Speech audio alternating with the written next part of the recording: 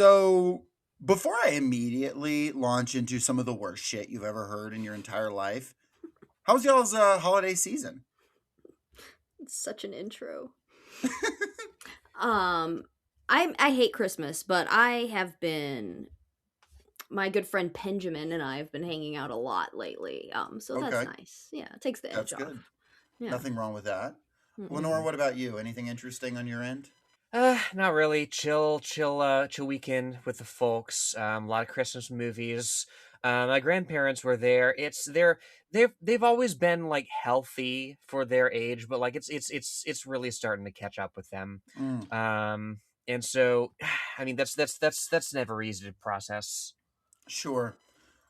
I gotta ask, favorite Christmas movie, Lenore? Ooh, favorite Christmas movie. So I thought I remembered liking the Home Alones more than I did. They're all right. Um, I have to say, my favorite new one is The Holdovers. That's like new. That only came out a couple years ago. That's Haven't Paul. seen that.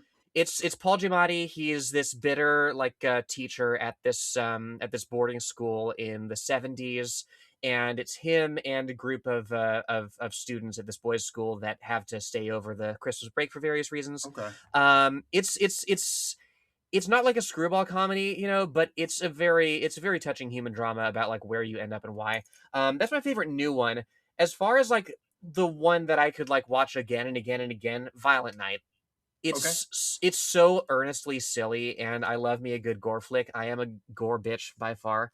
So Lenore, I do remember one time I walked in, and you just like had just seen Violent Night. I think you had literally just seen it in theaters. It was the next day, and you just said to me, "Violent Night." Like I think it was the first time you had seen it. And I was like, "What?" just like apropos of nothing. Yeah, I think you like led with that. That was like the first sentence you said. We were meeting at the old Liberation Center in Atlanta, and you just like Yeah, said I it. mean, you gotta throw people off guard when you meet them, right? You gotta have them asking questions, and I then was you like, can draw "Lenore, do them we have in. to hide a body?" I'm pretty sure. Who the fuck was it that wrote How to Win Friends, Influence People? Carnegie? I don't know. I'm pretty sure that's in there somewhere. For sure. Jen, you're not a pro Christmas person, but do you have any Christmas movies you like? Yeah, Gremlins has always been, Fuck yeah. I think, my go-to. Fuck We yeah. didn't watch it this year. We considered it. But we're like, we're gonna hold off. But it 100% is a Christmas movie, right? Gizmo was a Christmas gift. I think it's good because it's not overt. I gotta just say, It's a Wonderful Life. Got Wow, that's the goat for cliche. me. It's cliche, but I mean, it's we're anti Big Banker in that movie. That's fun. We're anti eviction. I think that's cool. Yeah, yeah. Hmm Um, hmm so fun stuff. Anyway, it's not fun. The news. The frickin' news. Well, speaking of Christmas, unfortunately, the United States struck Nigeria on Christmas. So, and this is going to be related to a broader global pattern. I will say we actually identified the likelihood of this just a few weeks ago. We clowned a little bit on Nicki Minaj's tweet about it, but unfortunately, that is relevant because unfortunately we are ruled by people who just like read Twitter for like what they should do. um and speaking of Twitter, Trump posted just a few short days ago. Trump had threatened Nigeria on Truth Social. Pete Hegseth on Christmas posts a quote of that and says, the president was clear last month, the killing of innocent Christians in Nigeria and elsewhere must end. The Department of War is ready. So ISIS found out tonight on Christmas. More to come. Grateful for the Nigerian government support and cooperation. Merry Christmas. Mm. And Trump then posts, tonight, at my direction as Commander in Chief, the United States launched a powerful and deadly strike against ISIS terrorist scum in northwest Nigeria, who have been targeting and viciously killing primarily innocent Christians at levels not seen for many years and even centuries. I have previously warned these terrorists that if they did not stop the slaughtering of Christians, there would be hell to pay, and tonight there was. The Department of War executed numerous perfect strikes, as only the United States is capable of doing. Under my leadership, our country will not allow radical Islamic terrorism to prosper. May God bless our military and Merry Christmas to all, including the dead terrorists, of which there Jesus will be many Christ. more if their slaughter of Christians continues. Donald J. Trump, President of the United States of America. That last bit's in all caps. My hands up, when you read that, like nobody died in this, right? I There was Oh, nobody there. I mean, there were people there obviously who were horrified and traumatized by the attack, but like nobody there are no fucking dead terrorists. I will get into this. It is completely unclear what happened and whether people died or not. Mhm.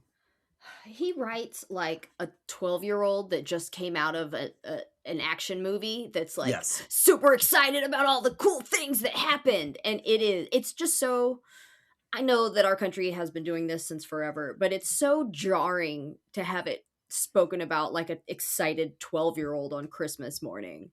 Mhm. And the thing is, we should say, like, just to talk about this, and we talked about this previously, but in Nigeria, there is a serious, I mean, there is a serious problem of like intercommunal violence. There is a serious problem of terrorist violence, including from Islamic terrorists, like radical Islamic Wahhabist terrorists. There is an ISIS presence, notably not in the region of the country they bombed. But there's Boko Haram does exist in the country. These are things that happen. Um, one, their primary target are Muslims.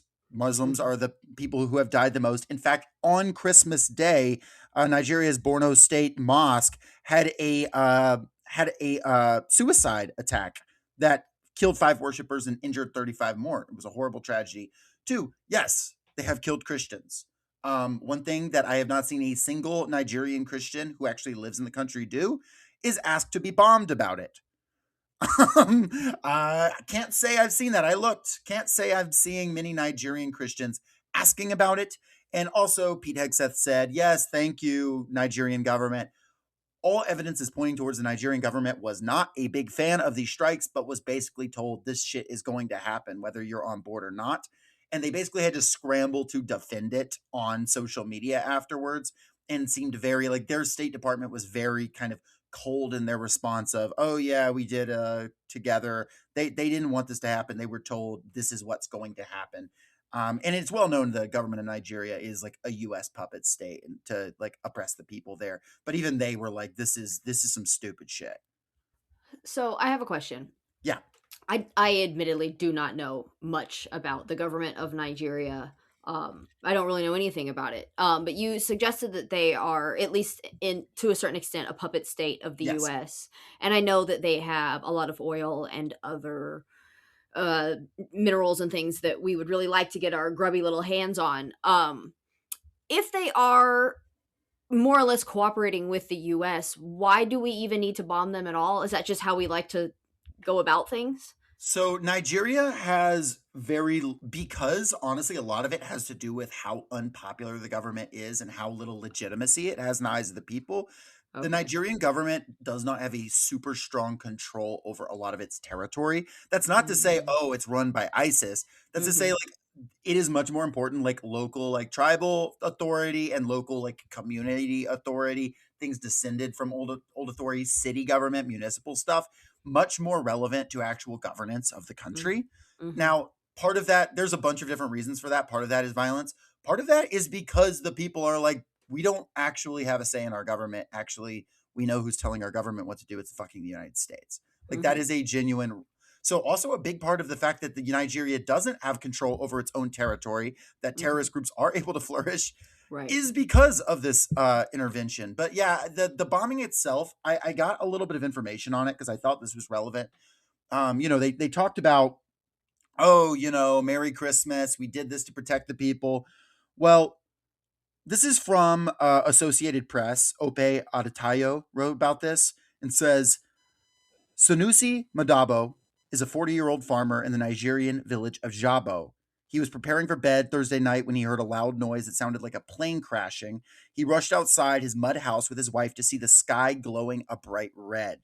The light burned bright for hours, Madabo said. It was almost like daytime. He did not learn until later that he had witnessed a U.S. attack on an alleged Islamic State camp. U.S. President Donald Trump announced the strike But residents of Jabo, a village in the northwestern Nigerian state of Sokoto, told the Associated Press in interviews that they were seized by panic and confusion at the airstrikes. The Trump administration has claimed that Nigeria is witnessing a Christian genocide, a claim the Nigerian government has rejected. But now Nigeria's foreign ministry said the strikes resulted from intelligence sharing. Analysts say the strikes might have not targeted ISIS, but instead the Lakurawa group, a relatively new entrance into Nigeria's complex security crisis, a group that was first recorded around 2018, and the Northwest group. The composition of the group has been documented by security researchers as primarily consisting of foreigners from the Sahel region of Africa. However, experts say ties between this group and the Islamic State are completely unproven. Hmm. Bulama Burkardi, who is a sub-Saharan security analyst, by the way, no like friend of working people. He works for the Tony Blair Institute, but he does know Oh what he's God. talking about. Said Mm-hmm. what seems to have happened is working with the American government, Nigeria identified Lakurawa as a threat and identified camps that belonged to the group. But fact is, we just don't know. The strikes also rattled 17-year-old Balari Saidu as she prepared to get married. She Hmm. said, I'm supposed to be thinking about my wedding right now, but I'm panicking. The strike has changed and ruined everything. My family is afraid. I don't even know if it's safe to continue with life in Jabo. So, like, Wow. that's the type of shit that, like, this leads to is Mm-hmm. even if that didn't kill anyone, it's not clear. It may have killed people. We're not sure. Even if it didn't kill anyone, there was probably no ISIS in the region. If there was, we have no business bombing them. And Mm-hmm. nobody seems to know anything about it. There's no communication about it. But don't worry, because the Washington Post editorial board, by the end of Christmas Day, had posted this is a welcome change. The president would be wise to stay engaged. This righteous strike against ISIS in Nigeria is a reminder that America is capable of much more than we are currently doing. Wow. Wow. Wow. Much more than we are currently doing. Let's bomb every continent. Mm, Mm-hmm. yeah, if that's the criteria is arbitrary violence, then yeah, why not? You know? Mm-hmm. I mean, we kind of are bombing every continent right now Yeah. anyway, are we not? We're Yeah, we bombing just I did. guess. Venezuela. Yeah, I did that. We did. We're Ukraine. We're bombing Russia via Ukraine. Mhm, Sure. mhm. Obviously, Asia have and continue to. Africa, we're pretty regularly doing strikes. Somalia, Nigeria, all over the place. We'll get around to Palestine is Antarctica. division. Yeah. North America, though, have we done any strikes recently in North America? Recently, how recent is recently? Like since like Yeah, the move bombing in the I was 80s? just yeah, thinking we've that. got the Yeah. move bombing. Yeah. I would not be shocked. Like, I mean, I would obviously be morally shocked. I would not be like blown away if they like destroyed an apartment building they said had like drug smugglers in it in the United States. Like They've that been Yeah, would I not talking mean, about be beyond the Mexico. pale. right. I mean, I wouldn't be surprised in Mexico or like in Central America. I'm not sure what we're fucking around in there right now. Oh yeah. Um, Haiti. I think this is interesting. I went to Democracy Now as well to hear their take on it. They're one of the only outlets that even noted that there had been a bombing, anti-Muslim bombing in Nigeria, literally the day of the attack. Mm, Should be pretty low hanging fruit for like talking about this. It is yes, there's violence against Christians. There's violence against everyone. It is a unstable country that we have hmm continued to destabilize for our own interests. Um, Yinka Adegoke, who is the Africa editor at Semaphore, said that Trump's religious framing here has way more to do with U.S. culture wars and appeasing his base of evangelicals than seriously reckoning with issues of poverty and violence in Nigeria, which is noted that is exacerbated by U.S. cuts to foreign aid that came out of nowhere and U.S. corporations who basically eat up the fucking oil and U.S. weapons companies that fucking half of the people in the country that are shooting each other get the weapons from, whether directly or indirectly.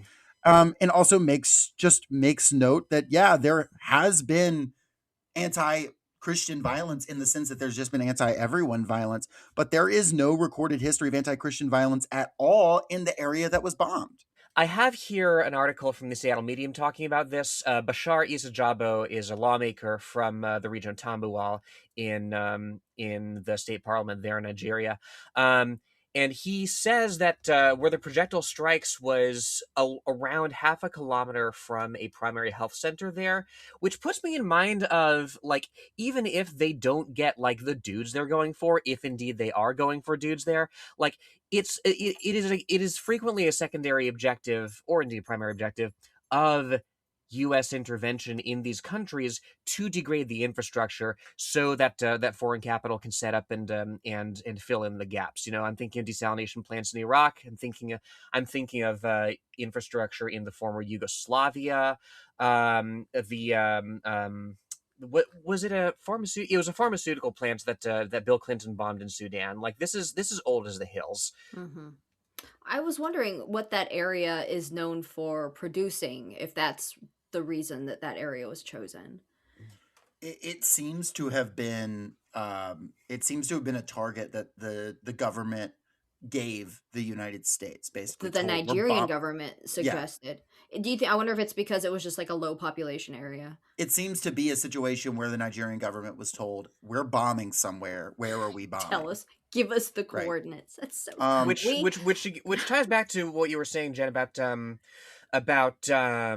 the question that you had about why the United States has to bomb like Nigeria. Like I imagine if Nigeria had the capacity to, if their state had the capacity to enact like arbitrary violence on its own and discourage anybody from like filling the local authority gaps Hmm. any more than they already are, like they would do it themselves. Right, So like right. to have the United States propping it up in this way, I imagine is part of the goal. Yeah, yeah. I will want to note as well. Nigeria's role as a puppet of the United States had a very interesting moment about 2 years ago when things were, and they continue to be very hot in the Sahel states. But when there were sort of those series of sort of popular coups that happened a few years back in the Sahel states, Niger being one of them, and Nigeria is very close. The Nigerian parliament was set to vote about war with Niger Mm. around that time. The United States was pushing it, and the people stormed their fucking parliament, delayed the vote, and then the vote came back and they barely rejected a war. So Wow. the people of Nigeria have even been in this direct struggle against their own government and against imperialism and being used as a tool. And I'll note, if and when there is a war against the Sahel states, and there already is a proxy war against the Sahel states, I'd recommend anyone read the Alliance of Sahel States letter to the United Nations that came out last year, Mm. about, hey, kind of crazy that all these terrorists suddenly are showing up with American guns. Weird. Um, the Mhm. but like when like it breaks out, because I really do think they intend to, if they can't topple these governments through like typical intelligence means, Hmm. Nigeria will be a critical launching pad for a lot of Mm. this. Mhm. Hmm. Um, and you see like the building up of bases in the region, and that is Mm. part of it. But honestly, like I was at the gym today, and fucking Fox News today is playing President Trump defends Christians around the world, like that Wow. type of shit. Yeah. I There mean, I was know that Go war ahead. is good for business, and I mean, I understand why the Washington Post is pro and everything. I guess I just, well, I guess I don't understand. I guess Trump doesn't really care. Trump just is more of a puppet at this point, really, and so like he can kind of be swayed to go one way or the other, depending on whoever's in his ear. Mhm. Yeah. I doubt he himself could tell you what is going on day to day in Right. these operations. Right. I mean, it's Um, crazy how it's been like over a decade now of just like presidents who are like, not that I'm like standing Obama, but like Obama made these choices at least. Like Obama knows that he's a war criminal because sure. he explicitly ordered these things, and I feel like it's been a decade since we really had a president that even cared who he was bombing, you I know. we will Yes. yeah we'll recall his famous quote, like, turns out I'm really good at killing people. Yeah. Yes, it's a crazy thing to say, man. I remember when Obama threatened to drone strike the Jonas Brothers.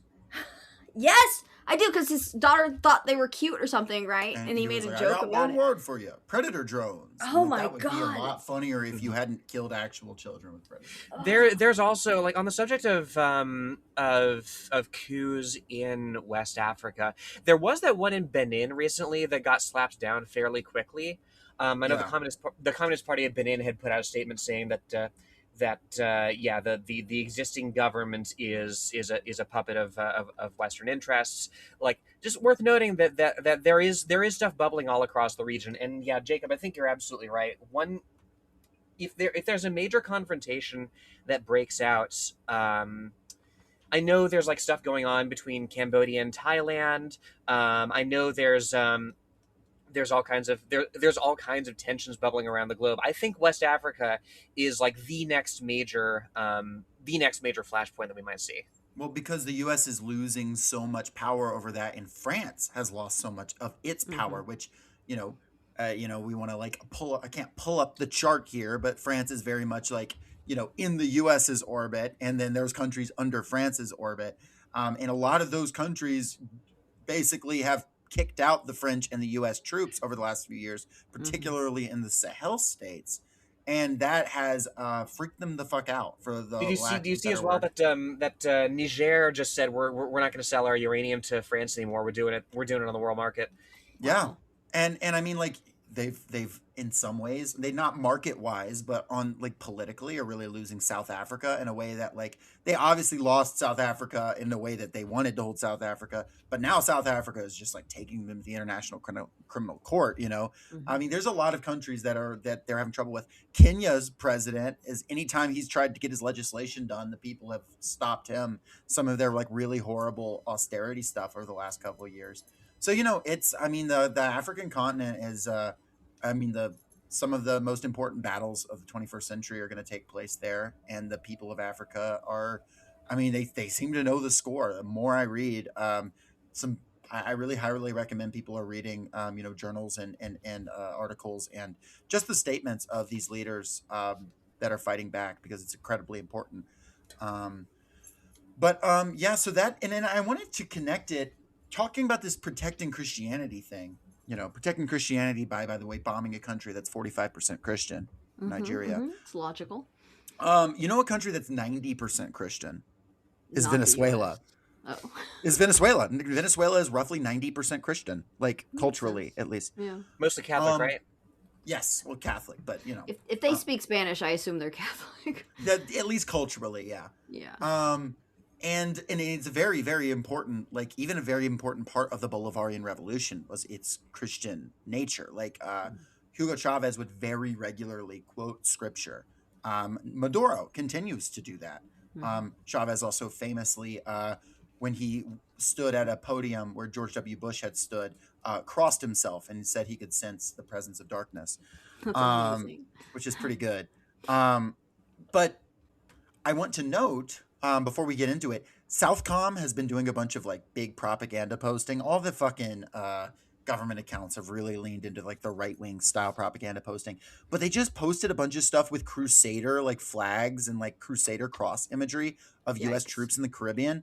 Mm. And there is something really just perverse about like the cross being used. I mean, the cross being used as a symbol of violence in period, but especially against a nation that I think is more Christian than the United States. Like, Hmm. Yeah, percentage not wise, yeah. not not in the sense of the way they identify as, not in the sense of how evangelicals would define Christianity, but just as people who adhere to Christianity.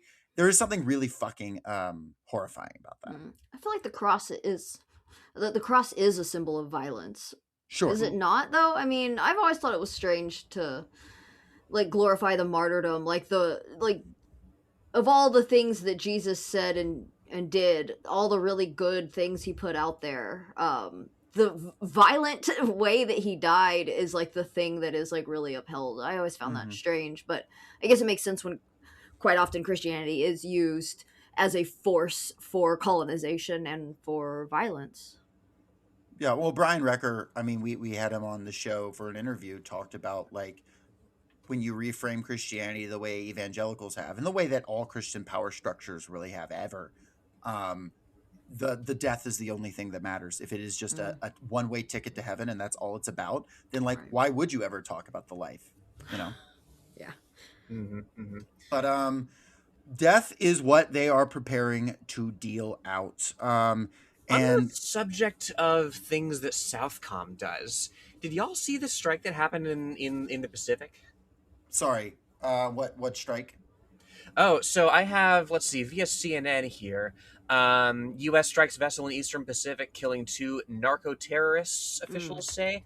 Did y'all see this Oh shit? yes, I do have that. Yeah, I do have Yeah, that a little further down. yeah, and it's I mean the blowing up random boats and saying that they were trafficking drugs is, I mean, they've done that, so they've done so much of that this year that really fails to shock me anymore. But what really strikes me is the vagueness with which this is discussed. Like, okay, first sentence of this shit. The U.S. military conducted a strike against an alleged drug trafficking vessel in the Eastern Pacific Ocean on Monday, killing two people, according to U.S. Southern Command. That is it in terms of where we are told that this happened. And the Eastern Pacific is fucking huge. Yeah. And Venezuela, of course, famously not a Pacific country. Like, so who exactly are we lighting up here? These fucking Mm. Venezuelan communists sending boats across. They've got these land boats, you see, and they cross the continent. They go into the. It's really quite devious the way See, the they. Panama Canal is the first place we'd look. Yeah. Usaid Siddiqui, writing for Al Jazeera, I've pulled some on this most recent strike on Venezuela itself, which we are only now learning details about. United States President Donald Trump said the U.S. has carried out a land based strike on Venezuela on Monday, marking a sharp escalation in Washington's recent military activity against the South American nation. Trump said the operation had targeted a docking facility being used to load boats carrying narcotics. Venezuelan authorities have yet to confirm or discuss the incident. It gets into saying that there have been a series of strikes on vessels, as we all know. But despite aerial strikes on more than 2 dozen boats, which have killed at least 100 people, the U.S. has presented no evidence of drug trafficking at all. During a news conference on Monday alongside Israeli Prime Minister Benjamin Netanyahu at his Mar-a-Lago resort in Florida, Trump took the opportunity to announce that U.S. forces had struck a Venezuelan dock. And this is a Trump quote here. There was a major explosion in the dock area where they load the boats up with drugs, Trump said. They load the boats up with drugs, so we hit all the boats, and now we hit the area. It's the implementation area. That's where they implement. And that is no longer around. Jen, you're absolutely right. Like, whenever I listen to this guy's prose, I just Mm. imagine that kid with like the skull face paint who goes, "I like turtles." Yes. Yeah. Although at least he's cute and not talking about killing people. Trump did not go on to say who carried out the strike or where it occurred, but he said, I know exactly who it was, but I don't want to say who it was. But it was along the shore. Sure, sure. By the U.S. media water. sources, the New York Times broke that it was a CIA strike. Yeah, I I did love see that. how it's just like the article about the strike in the Eastern Pacific against somebody. Like, you can, if you're a supporter of Trump, or if you're at least okay in the abstract with the U.S. state going after quote unquote drug traffickers, right? There's such a broad breadth of blank that you can fill in, right? You can be like, well, I don't like him, but at least he's getting rid of this, or like, hell yeah, brother, he's fucking, like, taking it to the, whoever, right? We're Like, protecting Christians, whatever. Yeah, yeah, yeah. Mm-hmm. yeah, yeah, and they figured out that they can be as vague and cagey as possible, and just let you fill in the rest of it for yourself. It's pretty clever, actually. I've been doing a reread of R. Paul Madut's Fascism and Social Revolution Mm. for my Patreon.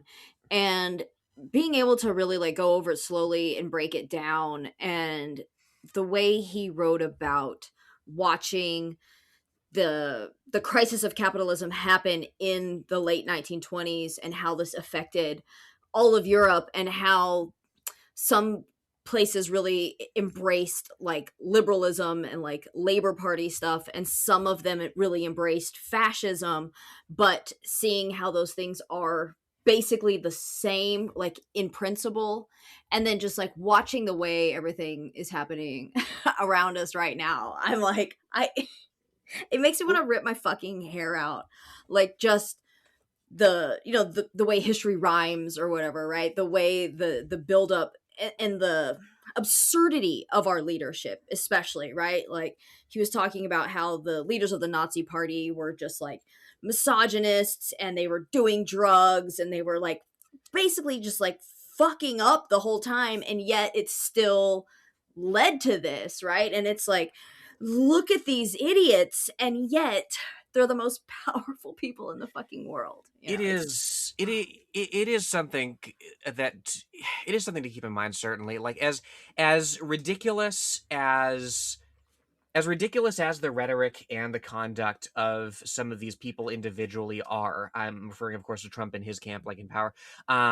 As ridiculous as their conduct and the rhetoric can be, as objectively rock stupid as they and like the whole billionaire class are increasingly revealing themselves to be, you're absolutely right. Like they still do have these levers of power, right? You know, you go back to fucking like the Nazis, fucking what was his name? Oh, Goering had all those like bizarre like cosplay parties at Carron Hall. Like he had his big tricked out like mansion he loved to show off to people. He was a fucking cartoon character, and yet you know he also had the Luftwaffe at his beck and call. You know, like right. so as silly as these people seem, is the silliness is in part a deliberate flex.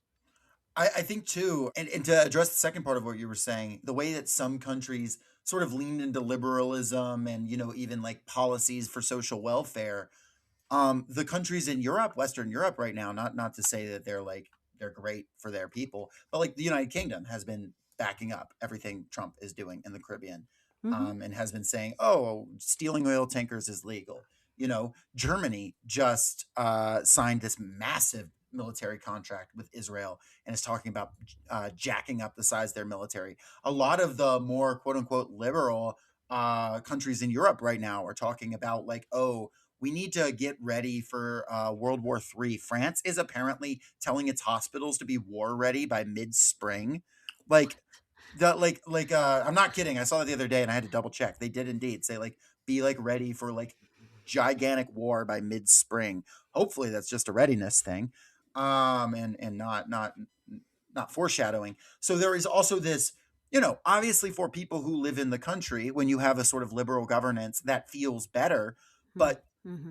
the majority of the world outside the country, if you are still exploiting them and crushing them and doling out this violence, one, that should be enough for you to reject that on its own. Two, Mm-hmm. it will come back to you. Like it will come back because the United States was one of those countries in the 1930s that went the liberal democracy direction, quote unquote. And like, where the fuck are we now? Mm-hmm.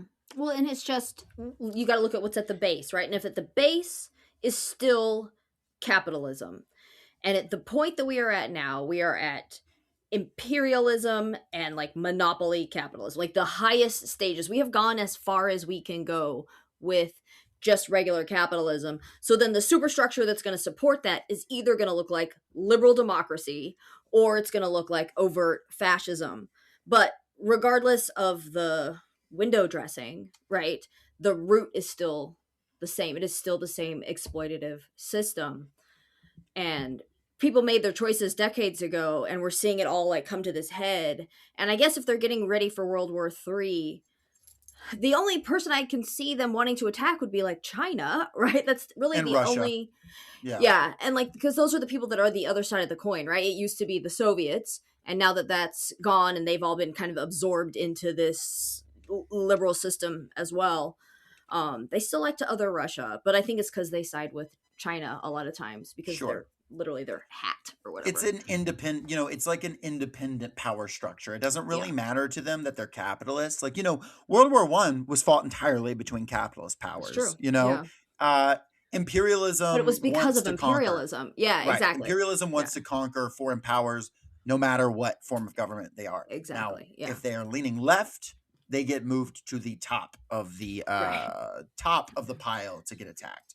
But, No doubt there are countries that the US has toppled that are certainly not socialist. Iraq Right. was certainly not a socialist country, but it was a country that was operating independently of the, US world order, such as And it they Mhm. had was. oil too, and that's also part And of Which it. they they It's had like, do oil, wanted we and just they want wouldn't what you just have? which and they they wanted wouldn't to just trade in give euros it. and not dollars. Yeah. Right. They wouldn't just hand it to the United States and Europe in a way. Well, that was Um, their mistake, wasn't it? right. And that's leads directly into this next part of the article.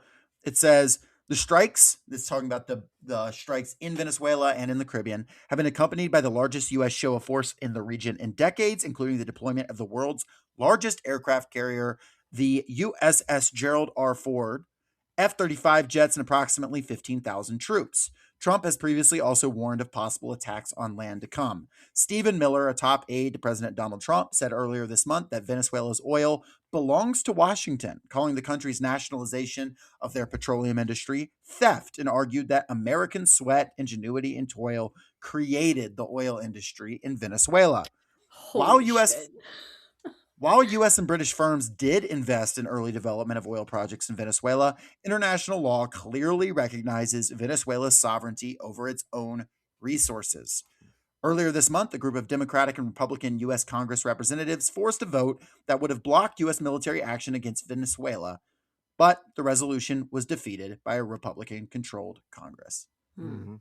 This was a really narrow vote also that could have been 216 to 210, yeah. yes, Hmm. yes, that could have been defeated had it not been for some key Democrats. yeah, as well.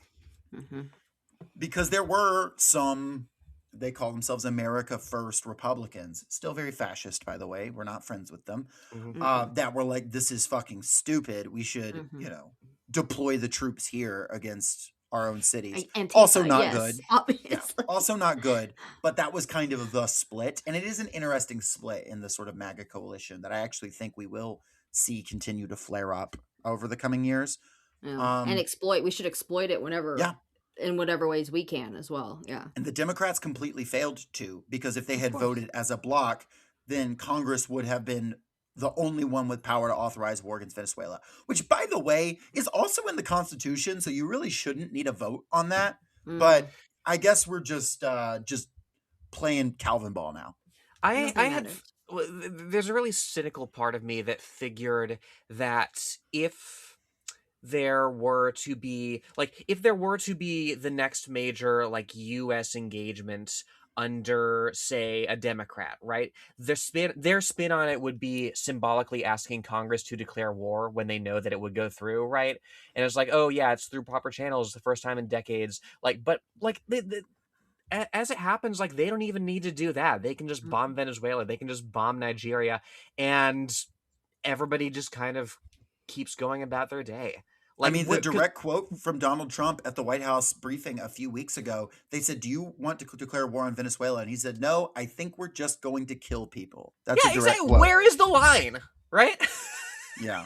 If there's no one to hold them accountable, the rules don't matter. And I feel like we've been at this point for a while, but it's just so blatant right now. Under international law, the United States is already at war with Venezuela. We have a Hmm. oil blockade on the country. Hmm. At this point, 3 tankers that we know of have been seized. Mm. One of which aren't even covered by sanctions, by the way. Not that the sanctions are legal by any stretch, but one of which we don't even have the excuse of we have sanctions on them. We just took it anyway. And then at the United Nations, the United Kingdom representative got up and was like, "Don't worry, we think it's fine that they did this. So Oh, don't that's worry, nice. guys. That's nice. Don't worry." And guess what? That oil got turned over to Chevron, and they've already unloaded it at American ports to be put in gas stations here in the This shit country. should at least be free to me. If we're gonna Yeah. do this, like, and just seize it, then why am I still paying for it? I want to see the benefits of imperialism. Thank you. Where are the spoils? Where are my fucking spoils? At least in Omelis, they had good lives. Um, well, fortunately, and this is starting the good news segment a little early because it is also a news segment. Ooh. Fortunately, Venezuela is not taking this lying down. Hell yeah.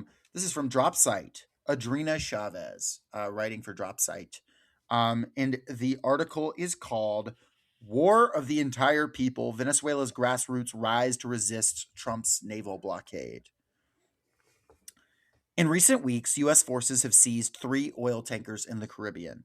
Also, just as a side note, there have been a couple oil tankers that they've tried to seize that got away, and I think that's pretty funny. Nice. Um, I'll How do run. you get away if you're an oil tanker? Like, aren't you super slow? So slow. Apparently, apparently they were just expecting them to stop, and they just kept going, and then They're like, they got fuck you. I and just then they were drove like by. outside the range that the deployment zone. That honestly, I mean, maybe I'm wrong, makes me think that the troops in the Caribbean are not that into this. Like, if they really wanted to, they could have gotten that shit. You know what I mean? I hesitate to attribute any failures in the mission of the U.S. Armed Forces. I hesitate to attribute that to malingering rather than just error. But like, Well, I would say at least they're not like fucking super hoorah, let's do this thing. This is the best. Like, I feel like some excitement might have, hmm, but I'm not putting it down to some kind of moral whatever. But anyway, back to the article. These actions were denounced by Venezuela's government in Caracas as illegal acts of maritime piracy carried out under unilateral sanctions lacking any basis in international law. The Maduro government called the seizures a serious act of international piracy as well as blatant theft. Each vessel was carrying approximately 1.8 million barrels of Venezuelan crude oil. Trump has announced the U.S. would retain and sell the cargo. And the following quote is from Lana Vielma, the spokesperson for the El Maizal commune, a rural commune in Venezuela. Quote, the U.S. has revealed to the world that its true intention has always been to plunder Venezuelan oil, land, and resources. However, we will not easily yield, and there was a unanimous determination to defend our homeland. End quote. Venezuela's communes are assembly driven, constitutionally mandated, grassroots political entities at the heart of the country's socialist project. The communes contribute significantly to sovereign production and have become the backbone of the country's political life. In recent years, communes have set up economic circuits for the exchange of products and services they produce to support each other's communities. These communal circuits offer a range of goods, including grains, vegetables, coffee, corn flour, and textiles. In 2022, some communes came together under the Hecho en Comuna brand to distribute beyond their communities based on the principle of, quote, life over capital, end quote.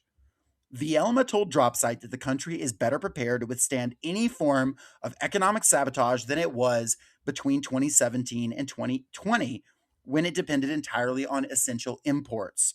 Key imports such as foodstuff were cut off by U.S. unilateral sanctions in the period. Quote, we are not the same people we were 5 or 10 years ago. Now we produce almost 100% of the food we consume, said Vielma, who is also spokesperson for the Communard Union, which serves as an umbrella organization for Venezuela's communal movement. So I'll pause there for a second. That's a big deal that Hmm. Venezuela has spent the last decade after the real suffering that was caused by the sanctions of the mid 2010s started under Obama, escalated under Trump. There was genuine shortages of food. In fact, in this article, that shows that the UN Special Rapporteur's data said that 2.5 million people in that period suffered from food insecurity. 22% of children under 5 experienced genuine health problems as a result of that. That's from the UN Special Rapporteur's data, and the Center for Economic Policy research said that there were negative effects on outcomes ranging from per capita income to poverty, inequality, mortality, and human rights caused by the sanctions. So Venezuela spent the last decade becoming almost entirely self-sufficient on food growth. good. I mean, he who feeds you controls you. You know, Thomas Sankara had it right. And yeah, to have this, I mean, it's the prerequisite, right, to establishing the sort of resistance that we're going to see on the ground, if indeed the United States tries anything more. You know, you have to be able to. An army marches on its stomach. You know, you have to be able to maintain that. Well, and also there is just this blockade that with well, actually, I'll just read this. Over the past decade, government and popular power initiatives like the communes have diversified the country's economy, creating more sovereign production and distribution systems and eliminating the need for intermediaries. The country has become almost entirely self sufficient in the last couple of years as a result. Want to say again, this was not the case like in Trump under Trump 1. Like a lot of people left Venezuela because this was not the case when the sanctions hit. People want to attribute what happened in Venezuela to a failure of socialism. Kind of interesting that life expectancy was going up once they had socialist leadership, and it only started going down. Things only started getting bad when sanctions hit. Kind of random, but I'm sure that it had nothing to do with us and everything to do with them, right? Mm-hmm. Fucking crazy. Now, this is where the blockade gets important. The Caribbean country is home to the world's largest oil reserves, with over 90% of its foreign revenue coming from oil exports. Since 2017, Washington has imposed financial sanctions on the state oil company, followed by an oil embargo in 2019 and other secondary measures in 2020. Crude production reached historic lows in 2020, leading to an economic downturn that experts described as the worst peacetime decline in modern history. Other key economic sectors, including banking, mining, and essential imports, were also targeted, resulting in widespread shortages of food, medicine, and fuel. Washington's implementation of an illegal naval blockade on the country aims at further dissuading the commercialization of oil, the country's most vital commodity, on international markets. Economists warn that these measures are aimed at starving the besieged nation of hard currency. And then it goes on to say that advocates of Washington's campaign, like Ryan Berg, the director of America's program at the Center for Strategic International Studies, has alleged the U.S. was merely enforcing its sanctions policy, would only pursue sanctioned vessels. The second seizure, however, was a Panamanian flagged Centuries vessel and not under sanctions, which indicates Trump intends to enforce a total and complete blockade.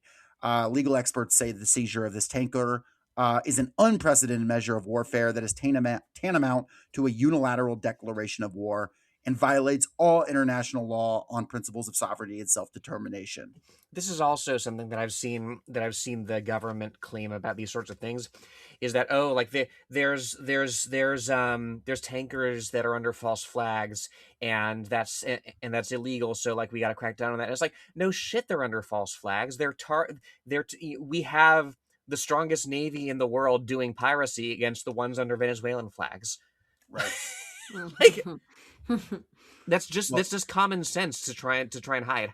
in a recent statement, Caracas called the naval blockade a grotesque threat that exposes how Washington's intentions have always been to take their resources. And I'm quoting now from them. The U.S. president is seeking to impose an irrational naval blockade on Venezuela to steal the wealth that belongs to our homeland. We will never again be a colony of any empire. In response to its actions, Fuerza Patriotica, Alexis Vive, a socialist self defense collective in Caracas, affirmed the revolutionary grassroots organization's ability to sustain production, supply communication, and collective protection even in the most adverse conditions. The organization said that Washington is about to face, quote, a war of the entire people, end quote. Based. And what I want to note is obviously there's a lot of darkness in that article, but you're talking about a country that has spent the last few years building a commune system that people can actually engage with democratically and have freedom of movement between to work on different things. That your workplace is a place you're working is also a thing you have ownership over, which is also a thing that's like electing your delegates to the government, and that these things are being developed with a national strategy to make a country that has been forcibly made dependent on other countries for imports self-sufficient, to the point that Venezuela is now growing just under 100% of its own food for its own consumption, that Mm-hmm. it's already prepared this and now is mass passing out rifles to the people, and that this is happening at a grassroots level. I think that, like, despite all of this like bleakness, like this should be a sign that, one, like, we can't just be like, oh, well, Venezuela's fucked, because, clearly not. Two, this shows that there is like real life and vigor, even in a country like Venezuela that has been so deprived in a socialist system. Yeah, and as well, like you have the military engagement, you have this patriotic engagement, you have this war of the entire people built on the political integration of the citizenry with the running of the country. I mean, the Venezuelan constitution, I think, is the longest in the world, in part because it's there is effort undertaken by the state apparatus there to go around to all these communes to explain to the people exactly what it is that they're voting on, what it is that they have the ability to write into their law if they so desire. Like, imagine in this country if there were people specifically dedicated to coming around to your neighborhood and explaining to you, here's what's on the table, what do you think? Right? Lenore, why would you need that when you have the Washington Post and X the Everything app? Oh, you know what? I hadn't thought of that. I guess they don't have X in Venezuela. Hmm. Do they not? Oh, I But I don't know about that. I know I Brazil actually don't banned know. it. Good, good. I Objectively know because Brazil said it Yeah. didn't comply with their hate speech laws, which is why, like, in one day, like, Blue Sky gained like 100,000 Brazilians, and the posting got notably better. There's Oh, also that's been an funny. influx, incidentally, of Japanese users into Blue Sky, because um, Twitter has stepped up and said, yeah, like we're gonna allow like AI to any art that you post to this platform, like we're just gonna allow AI to scrape it and to train itself on your art, so it can produce like Mm. statistically likely to exist images of, I don't know, Garfield sucking off Ziggy or whatever. So like, uh, the this thing is, this thing does, it's easy to think of Twitter as like this unassailable Nazi bastion, and of course, it's going to be an increasingly reactionary force for some time to come. But like it is also just collapsing under its own weight. There is only so much. There's only so much infusions of capital that can occur. Lenore, you say that, but I jumped over to just like check out what's going on Twitter, and the first thing I saw was a guy just on main sexting with Grok back and forth. So I think that that app's doing really well. You know what? Every second these people spend sexting with computers is, I don't know. I don't want these people to go outside. No, I do think it's interesting. I am heartened by the fact that it seems at least like the people of Venezuela are coming together, right, to defend themselves against the United States menace or whatever. It does make me hopeful. I mean, I'm very worried, just how big this could really get and how out of control it can really get. Some things that make me hopeful, besides the fact that I think that Venezuela is really, Maduro obviously imperfect, but I Yeah, think of that he's course. done a really good job of showing the rest of the world that he does have the support of his people, which I think is important, as just a way to show that the U.S. is lying. I mean, essentially, right? To the extent that that even really matters on the world stage, but I think it does to some extent. And I think we all know that the U.S. can't win a guerrilla war, especially in terrain like, from what I understand, Venezuela is like. Have y'all seen maps of where, like, of Caracas, like where it's situated in the country? No. No, I don't think so. It's crazy the terrain around it. Like, Yeah, you would be insane to mountainous. try to hold that.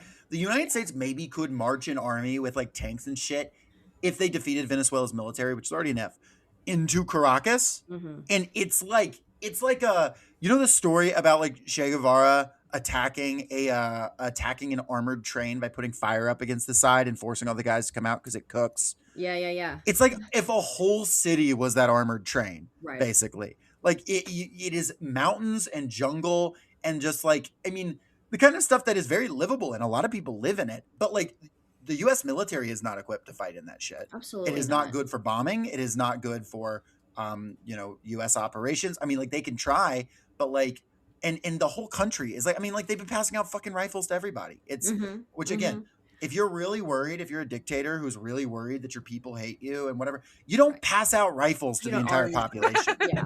Yeah.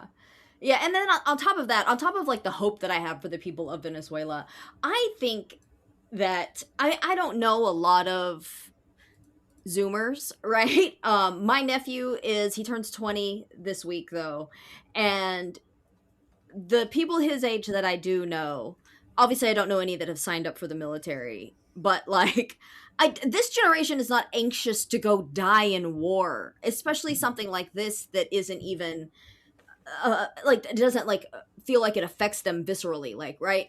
I feel like in, when Pearl Harbor was bombed, the young men were like ready to go Sure. defend, right? Yeah. Um, and I don't think they felt that way for a very long time. And maybe it was easier even after 9/11, or it was easier after 9/11, right? I knew people. I graduated in 2001, and I know people that hadn't signed up their senior year that did go and sign up after 9/11, right? Because it Mhm. God. seemed like the thing to do to protect the homeland, It right? was a I threat. It felt like, yeah. Yeah, I don't see these kids being very anxious to do that. Which does make me think maybe they'll do some sort of false flag or something like that would have to happen to get the nation behind them, to get people to want to sign up to go and die, I mean, in Jen, Venezuela. Trump just a few days ago declared fentanyl and other drugs a weapon of mass destruction, Right, right. right? I think that's what they're trying to do. They're laying Like, that I really, groundwork. I Yeah. think that's their false flag, quote unquote. I think that's the reason they're starting by bombing these boats, is Mm. to say we're fighting against drugs, and they think Americans are going to, and maybe some Americans will buy it, that Maybe, but the drug crisis, the opioid crisis, they're trying to say everyone who died in the opioid crisis was killed by fucking Venezuela. and not Purdue. Like, Right. I feel like Not the people just Sacklers. know these things. I Yeah. think people just don't think that. Like, there are people who think that. I don't Yeah. know a lot of young people who think that. And that's And that. I mean, and that's why they're taking over TikTok and trying to change these right. algorithms so that Yes. the young people are just exposed to the US propaganda. Well, that's terrifying. Yeah, Every time I talk myself into going, this is okay, actually, I'm like, fuck, maybe it's not. all the young people who do think that were in Doge. That's The, the, true. the, Yeah, it was the big five of balls. them, big balls. Yeah, yeah, and that's why like I feel like that's why they're still playing the hits in terms of like trying to sell us on war, right? Because it's Mhm. the same people were left in power um that did Iraq. You know, Yeah. nobody was prosecuted, nobody was removed. No, in fact, they were like brought back into the fold, and they Mm, Yes. loved on, hugged at funerals and things. Yeah. So, yeah, ultimately, and I think that's part of the Crusader imagery as well. There is like a young online right cohort who've like gotten Mm, really into like based Crusader imagery. I mean, like hmm. Pete Hegseth and JD Vance are on the older end of this cohort of Yeah. like guys who like became Catholic in their 30s. Hmm. Um They're not and going to war though. Guys in their of course not. 30s. It's But under that's an 25, online right? mhm. yeah, Yeah. it's like an online contingent. Like it is a Yeah. real type of guy on the internet. I think they are overestimating like people liking based Deus Vult posts on Yeah. Twitter for Yeah. people who actually want to join a crusade. And I Yeah. think it doesn't work when the crusade is against a Catholic country. Like I Hmm. like I'm sorry, unfortunately you can sell Christians in a way against Muslims that I also Hmm. just don't think is going to work the same way in Venezuela. Mhm. And I Mhm. hate that. You shouldn't be able to sell anybody in a war against anybody like that. Sure. But it also is just like right there. And I think there's Hmm. going to be a direct effect. There's going to be refugees that people will see with their own eyes. It's, uh, yeah. I mean, like if they do this, and I don't know that they will, this is going to be I mean, Venezuela's minister of defense said you will have 4 Vietnams at once, is what he described it as. Hmm. And I don't know where he's pulling that metric from. Maybe it's population. I'm not sure. Is it similar to Biden calling October 7th 11 9/11s? I'm not sure. But one of his wildest statements. I don't know, but like it is. I think it really will be like a Vietnam or more level of like cultural and political turmoil moment in the United States. But the fact of the matter is, the people of Venezuela should not have to suffer for us to like defeat imperialism here at home. We should do that. We should be able to do that without hurting people overseas. Mhm. Yeah, yeah. On the we can't rely on an imperialist conflict that wreaks so much more havoc on a foreign population than it could ever wreak on us. You know, regardless of how much money they're spending on war that they're not spending here at home, right? You know, yeah, we can't rely on that struggle to catalyze ours. We also can't rely on we also can't rely on other states to do what we won't. I'm thinking in particular of there's something really cool coming out of China right now, where there. Did you see on People's Dispatch? China sanctioned a whole bunch of U.S. arms dealers. Yeah. Yeah, this over a recent I think it's an $11 billion deal to supply weapons to Taiwan, which insane waste of money, boondoggle, like deliberate provocation. And it interested me because like it's China is pragmatic to a fault on the world stage when it comes to like international affairs. But this seems like a real turning point in terms of what they're willing to do and who they're willing to target. Well, maybe it will be, maybe it won't be, but we Mhm, gotta we gotta do our thing here, like Lenore said. mhm. Mm. Um, and yeah. Also, anybody who's feeling, actually, I won't say that. Um,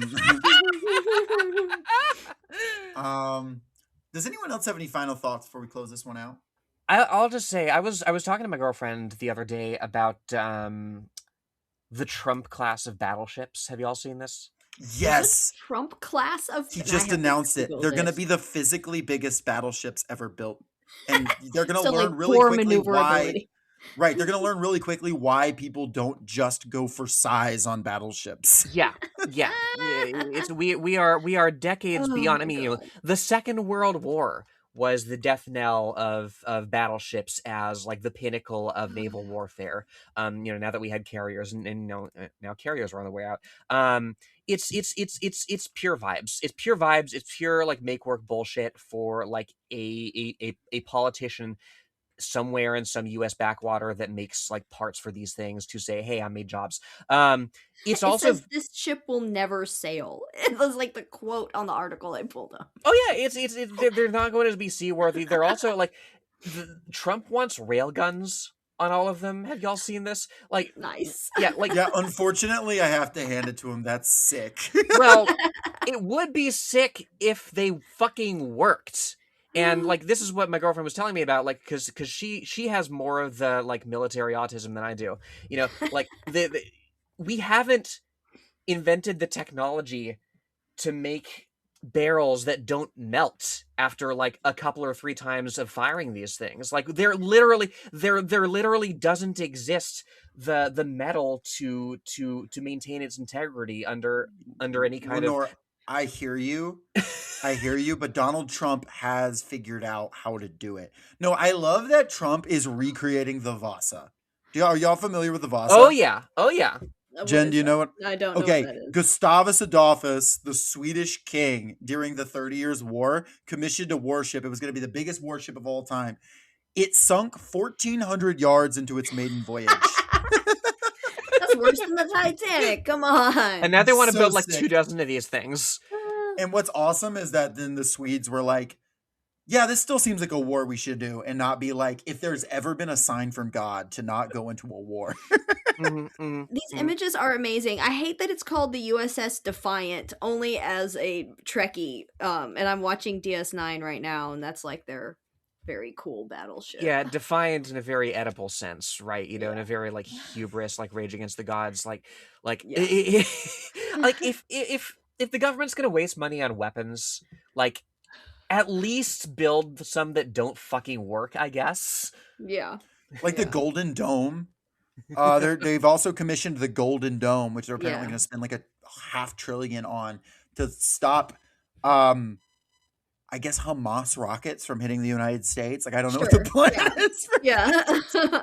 I guess. I wasn't worried about it, but if there's any knowledge, if anyone knows, there's some real worried because we already have like shit to shoot down ICBMs, so it's not that. Yeah, Um, Hamas doesn't have ICBMs last I checked. Not last I checked, yeah. Yeah, I mean, I presumably that would be the only thing that would make the Golden Dome worth the investment. This seems as good a time as any to mention that we do have a buy me a coffee link now, so I was like, I Oh just had yeah, we coffee. do. That's a great thing to mention. Yeah, we have a buy me a coffee link, and if you buy us a coffee, if you buy us $1 trillion worth of coffees, we will make a Golden Dome for our podcast. Yes. Halfway between Austin and Atlanta. Yeah, it will. No intercontinental ballistic missiles will be able to hit us. It will be a private, independent situation. The People's Dome. It's gonna be great. People's Dome. Into it. Cut what I'm about to say.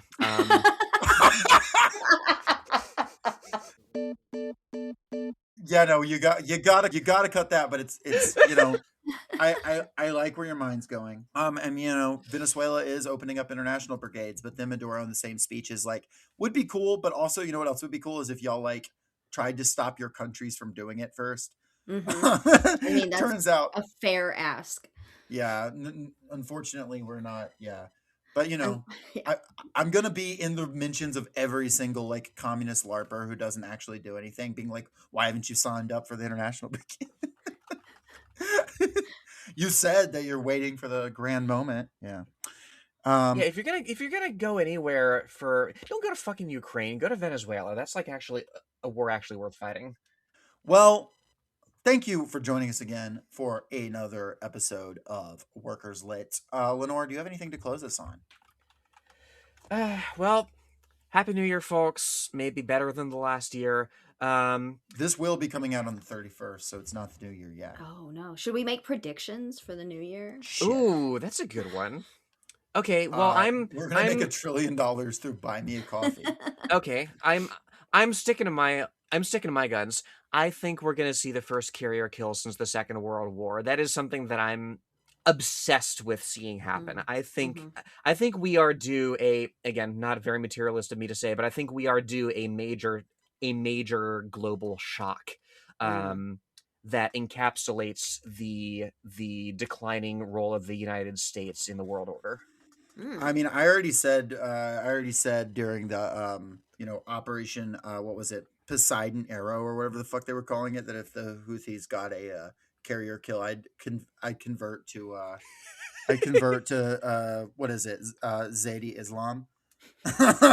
So I guess I have to convert. I guess I keep the rule. I have to convert to Catholicism. But Oh in a my cool god, you're way. gonna be the first good adult Catholic convert. Whoever pulls off the carrier kill against the United States, I'm converting to their religion. That's fair. That's fair. It's on the books. I have a prediction. The October surprise for the midterms will be Trump stepping down. I don't think Trump is Ooh. going to make this time next year as president, That's whether a big it's one. for mental or physical health.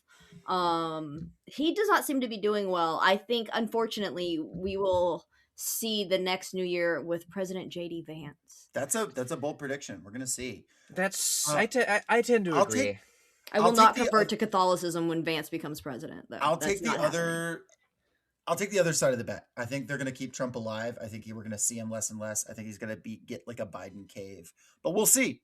We'll see. I mean, is Biden Um, even still alive? Who's seen him? his radiologist apparently. Chapo's been talking about the Brandonization of Trump. Like that is a trajectory, Jacob, that he does seem to be on. But no, Jen, I do agree. It's entirely possible that like he just finds an easy way out, and I don't know, does something else with his golden years. I hope it's painful. Golden years. Since I mean they're gonna be fucking gold. It's Trump. Make him just in charge of the Kennedy Center, like just the head of that, the Kennedy Trump Center. Sorry, or Trump Kennedy Center, whatever it's called. And they had to cancel their New Year's Eve show because every artist withdrew from it.